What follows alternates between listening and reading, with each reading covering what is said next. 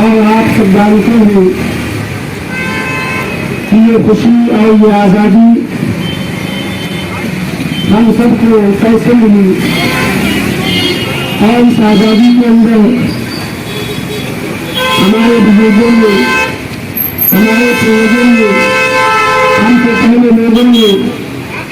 اس آزادی کے لیے کتنی قربانیاں دی ہیں۔ ہمارے بیچ میں جناب عبدالرحیم صاحب فاروقی اور اس علاقے کے پارشد جناب شفیع الرحمان چچا صاحب، اور اسی طریقے سے جناب تنویر احمد صاحب، حضرت مولانا کثیر شیخ صاحب، یہ تمام حضرات ہیں جو آپ سے اس سلسلے میں بات کریں گے کہ ہمیں یہ آزادی اور ہمیں یہ خوشی کیسے ملی۔ ہر شخص جانتا ہے کہ اس آزادی کو حاصل کرنے کے لیے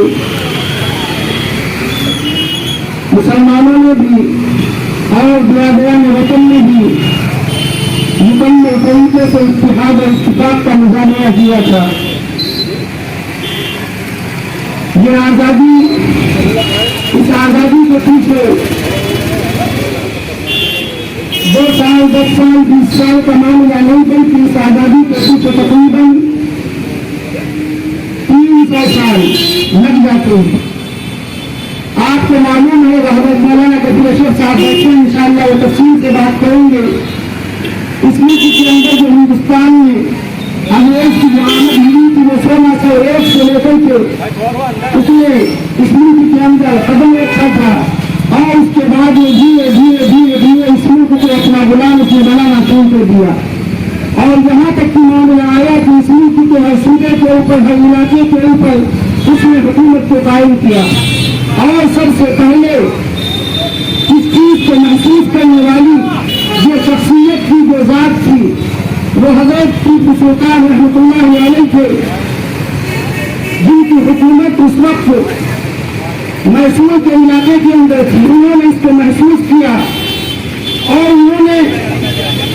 تمام علاقوں کے نوابوں کو، صوبے داروں کو خطوط لکھنا شروع کیے کہ اس ملک کے اوپر انگریز کا قبضہ ہو رہا ہے، ہمیں چاہیے کہ اس ملک کو غلامی سے چھڑا کر کے ہم اس میں آزادی کے ساتھ رہ سکیں۔ حضرت ٹیپو سلطان رحمۃ اللہ علیہ ایک بہادر اللہ والے انسان تھے، اور انہوں نے یہ بات اپنی زندگی کے اندر کہی تھی کہ دیگر کی 100 سال کی زندگی کے شیش میں ایک دن کی زندگی بہتر ہے۔ ہم اس ملک کے اندر جیئیں گے تو شیر بن کر کے جیئیں گے، ہم اس ملک کے اندر جیئیں گے تو بہادر بن کر کے جیئیں گے۔ اس طریقے سے میرے بھائی اس آزادی کی لڑائی وہاں سے شروع ہوتی ہے، اور اس کے بعد میں دھیرے دھیرے دھیرے دھیرے تقریباً 300 سال کے بعد میں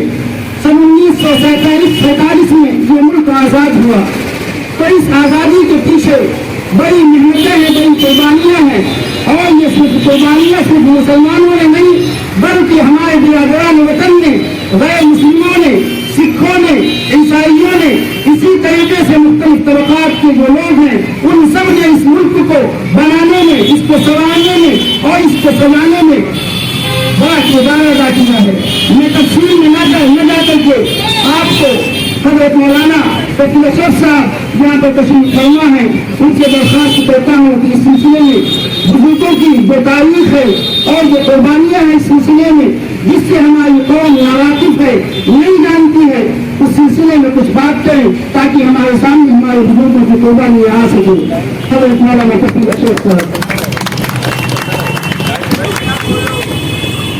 الحمد لله رب العالمين الرحمن الرحيم مالك يوم الدين والصلاة والسلام على أشرف الأنبياء والمرسلين أما بعد فقد قال الله تبارك وتعالى في القرآن الكريم والفرقان الحكيم أعوذ بالله من الشيطان الرجيم بسم الله الرحمن الرحيم كان الناس أمة واحدة صدق الله العظيم وقال رسول الله صلى الله تعالى عليه وسلم طلب العلم فريضة على كل مسلم رواه مسلم أو كما قال